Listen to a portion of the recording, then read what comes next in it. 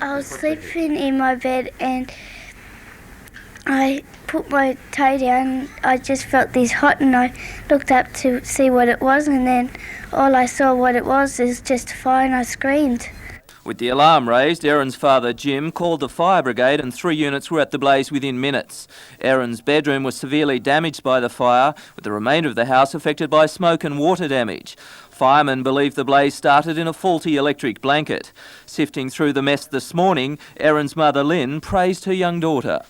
What do you think would have happened if Erin hadn't come into your room? Oh, we all would have died. We all would have died. Mm.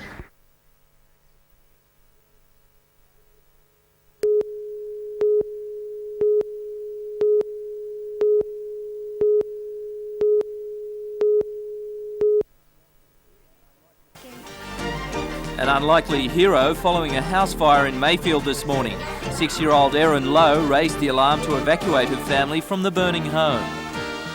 For all the news, join us tonight at 6.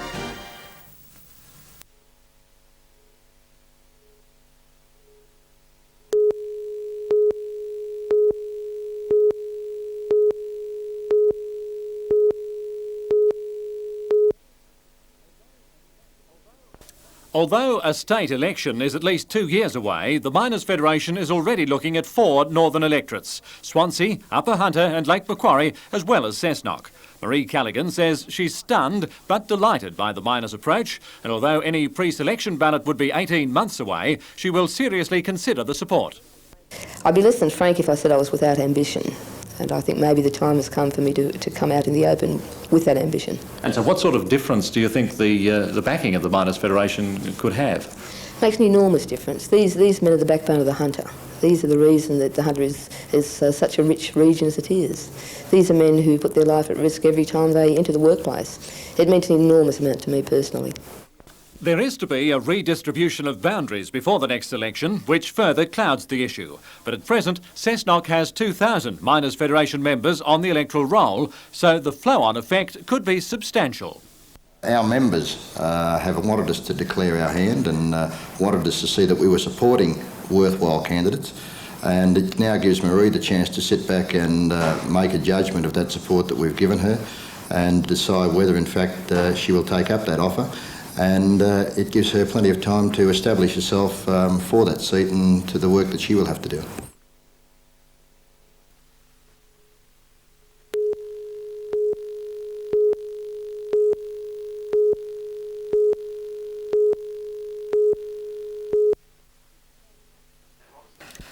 This stone once formed part of the 13th century English wall, but over the years the wall has been demolished and built on. Philip Hill rescued this piece and spent 4 months carving it. But what made him decide to give it to Newcastle, New South Wales? Stupidity. Yeah, it just seemed the most apt place to send it. You don't have a great lot of history here, and I told him we've got an abundance of it and give it away. So today, Newcastle's Lord Mayor, Alderman John McNaughton, accepted the carving on behalf of the city and said it would be treasured as the oldest European relic in the Hunter. It's hoped it will be exhibited at the Regional Art Gallery and Regional Museum.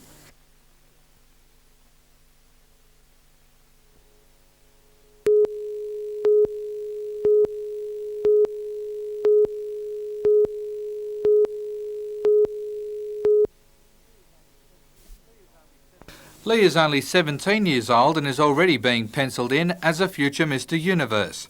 His mum Lynn is a sprightly 38-year-old and determined to write them into the record books as the first mother and son team to win a state couples championship. Lee has been training seriously for only 3 years. He devoted his life to pumping iron while training to be a wrestler. However, the wrestling has taken a back seat since he began winning bodybuilding titles. Mother Lynn says she only started to lift weights 9 months ago. Well, it was just a challenge, and I said to Lee, if I get into condition, could I partner you in the doubles? And he said, okay. And it was a challenge because I was a little flat blimp, and it's been a real challenge. The pair are now completing their last stages of preparation for the state championships at the Newcastle Workers Club on Sunday. Lee says a win for him in either the couples or his weight division could see him launched onto the international scene. Hopefully if I do well on the state this weekend, I'll be off to the Nationals in Queensland If they pick me in the Nationals, I'll be off to the university in Tucson, Arizona in America, which hopefully I plan to do well in. So.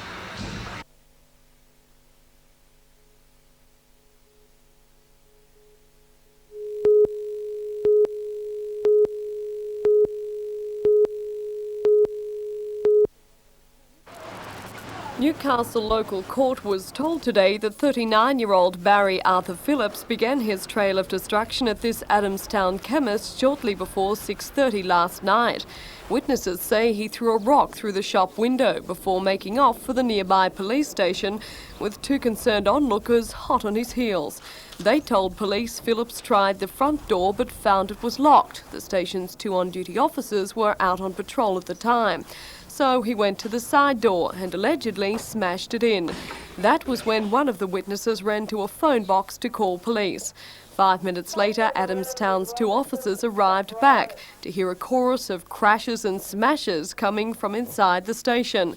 Phillips had allegedly gone on the rampage, smashing typewriters, pulling phones out of the wall, destroying several radio and police receivers, tipping over chairs and tables, even throwing a photocopier to the ground. At first, police were concerned the vandal may have armed himself with a dangerous weapon, but after only a few minutes, a man appeared at the front door to give himself up. It was at that stage, one officer says, the arrested man told him he just wanted to go back to jail for a bed and a good meal, and that he'd gone to the police station in the first place to give himself up for damaging the chemist window. But if Phillips was hoping for a nice long stay behind bars, then he was disappointed. After a brief but undoubtedly pleasurable stay in the police cells last night, the court admitted him into the custody of his sister with a recommendation he undergoes psychiatric assessment. He'll be back in court on October the 11th, but whether he'll be lucky enough to score his dream holiday behind bars, only time will tell. Tracy Reid, NBN News.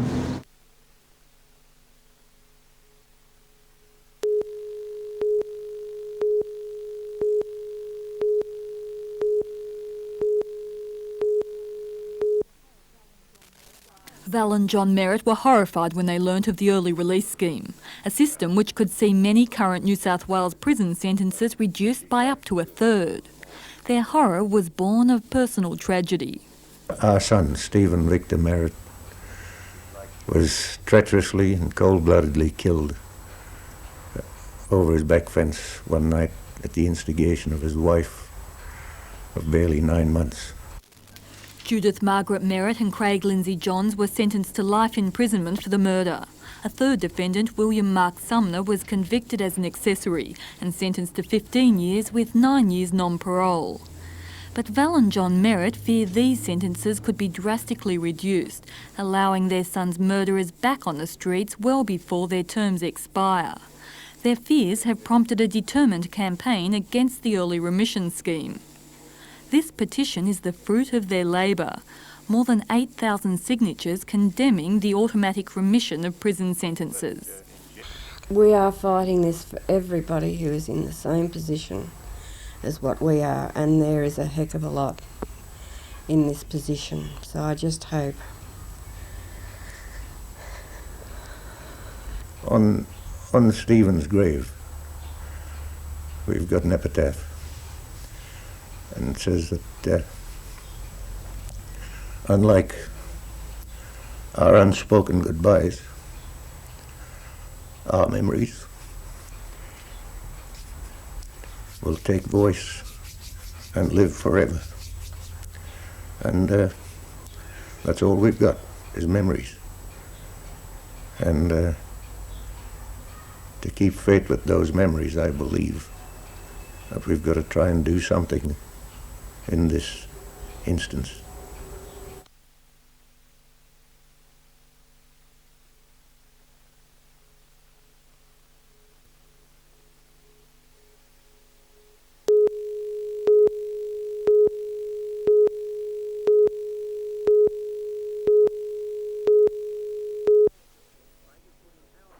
Craig has put in hours of work, clocking up thousands of kilometres in the pursuit of a dream to be chosen to represent his country at the very top level.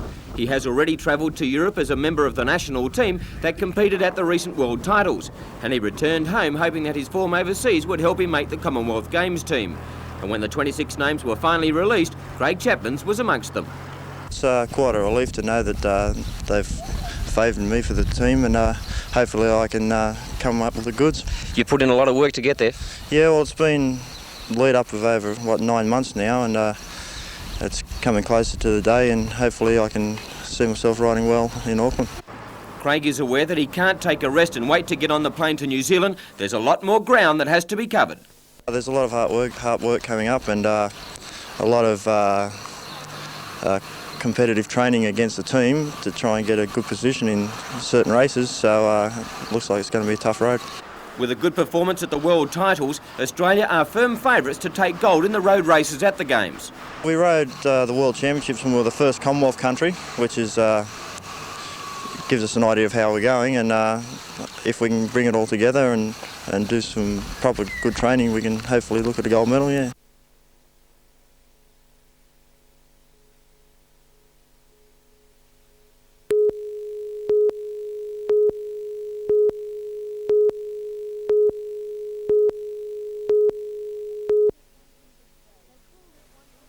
They called it 100's Day, a day devoted to George Todd. The 180 children gave him a surprise party, complete with a huge cake, lots of cards, and the best rendition of Happy Birthday he's ever heard. Over the years, Mr Todd has become a favourite with the children. As a former Gallipoli digger, he's attended the school's Anzac Day service for the last 3 years. Mr Todd has a week of celebrations planned, but admits nothing could beat this. Oh yes, wonderful, marvellous. Can't understand it. Why can't you understand it? Yeah. Well, I wasn't expecting anything so elaborate as this. At Hamilton Public School there were celebrations of a different kind. Pupils turned on their own carnivale. The school is made up of 21 different nationalities, and they celebrated their multiculturalism with dances and songs from a host of nations.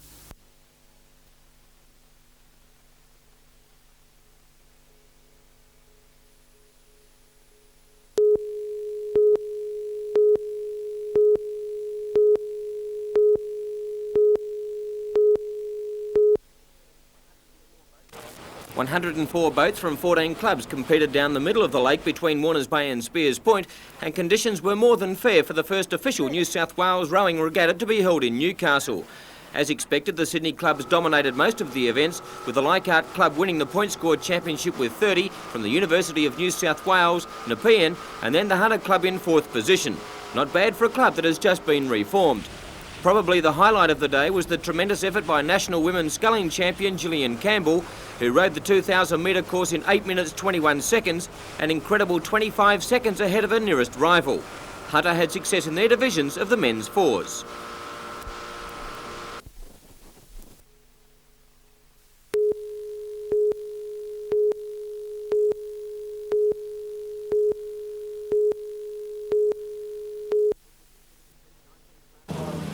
Nineteen classes of cars competed in the most prestigious of hill climbs, ranging from super go-karts to over 3-litre sports sedans, and King Edward Park was no place for the faint-hearted. The Charlestown Toyota event was dominated by the father and son team of Alan and John Burrows, with John just edging his father into 3rd position, both drivers sharing the same Burrows Suzuki. Splitting them in the Rolt RT1 was Bob Johns from Sydney. Local drivers Kevin Lewis in his powerful Elwyn and John Collins driving a Bowen took 4th and 5th respectively. Another local competitor, Phil Limbert, in his Fiat V8 was 6th outright and by far the fastest sedan. The race was mainly incident-free, with the odd car scraping the Armco without too much damage. Other locals to do well were David Holt in his Datsun 1600. Regular female competitor Kerry Horn also drove well in her Ford Escort, while her husband Phil took the same vehicle to 8th outright. It is hoped that the 1992 Australian Championship will be held on the King Edward Park course.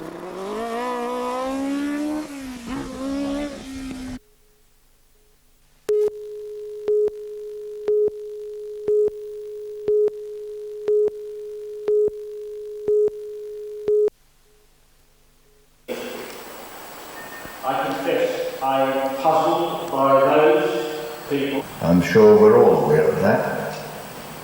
We know what the effect has been of no coal at grass to the fast processing, the fast of organisations that all want to say in whether you can open a coal mine, create new jobs.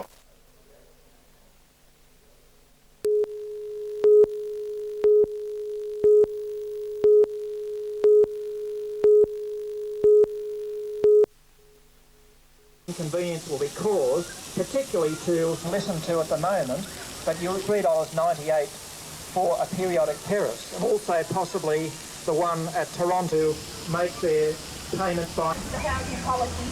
We do not accept their recent.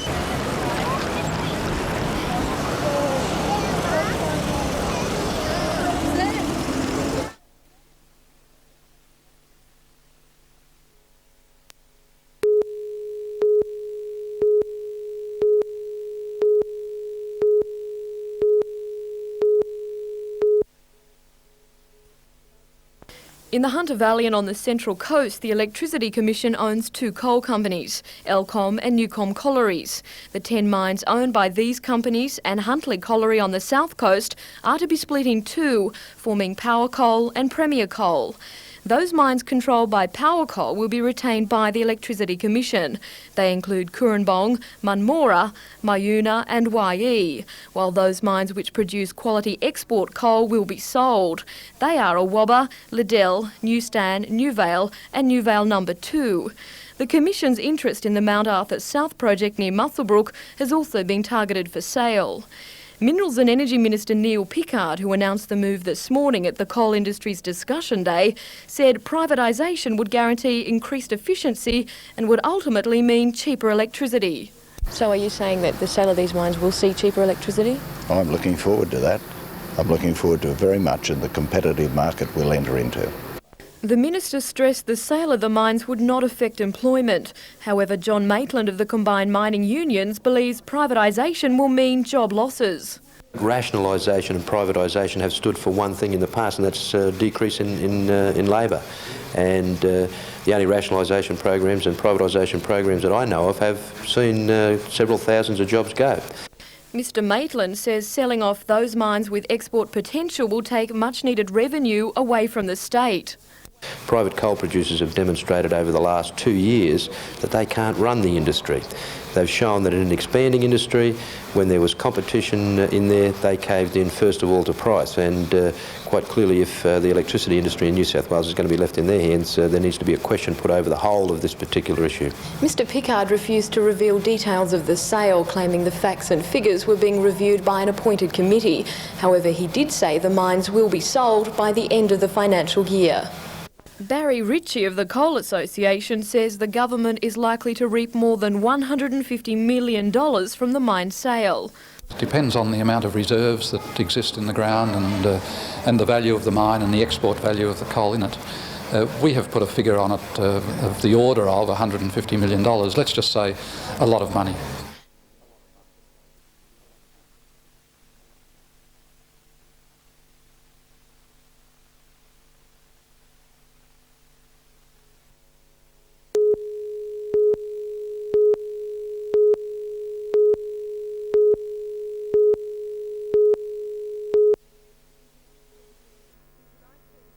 In tonight's NBN News, a promising Newcastle footballer presumed drowned in a surfing accident. Top jobs to go in a Hunter waterboard shake-up, and a federal police officer charged over a $20 million drug haul. All that and more in NBN News at 6.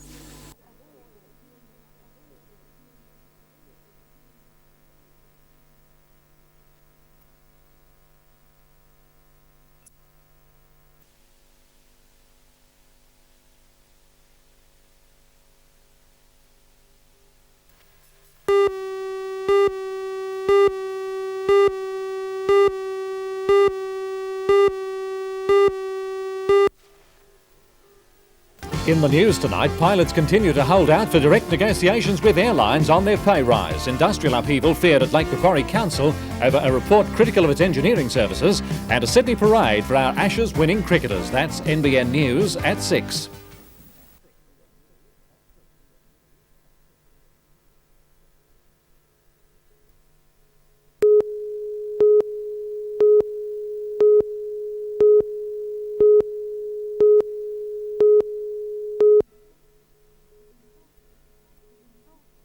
The consultants paint a grim picture of the council's engineering department, an operation employing more than 60% of council's 700 plus workers and accounting for more than half of the budget. The report claims ineffectual administration, low morale, glaring anomalies in salaries and gradings, loss of direction and motivation, and inaccurate budgets, with many supervisors and section heads expressing little accountability. In engineering design, the consultants say there are errors, incorrect estimates and inappropriate designs. A lack of forward planning means jobs may actually commence without design drawings. Only large construction projects are formally planned, not so smaller projects. Despite record funding, the consultants observe that roads are in a worse state than any time in the last 30 years. They report the construction dollar has been stretched too far, reflecting an emphasis on quantity rather than quality. Still more controversy in this report, with the consultants urging a greater use of contractors. The garbage service is identified as a prime target. The review found that the highly advantageous working hours and pay rates for drivers and runners is causing deep-seated resentment amongst depot workers. It's recommended that council move to one-man units and provide this service by private contractor. I think that's probably one of the most contentious issues of the whole report. Whenever the word contract is mentioned within the council area, it raises everybody's hackles. I can understand that this will cause some friction. In fact, I would be very surprised if the people in the Works Depot haven't made that point clear already to the union. Municipal Employees Union Secretary Kevin Burke agrees his members are concerned about the use of contractors. They also oppose the consultants' recommendation to abandon the seniority system in favour of promotion on merit. The union says through the gate seniority has worked well at Lake Macquarie, and employees will be reluctant to depart from it. Union members will meet with organisers next week to consider their response to the report. Leslie Robinson for NBN News.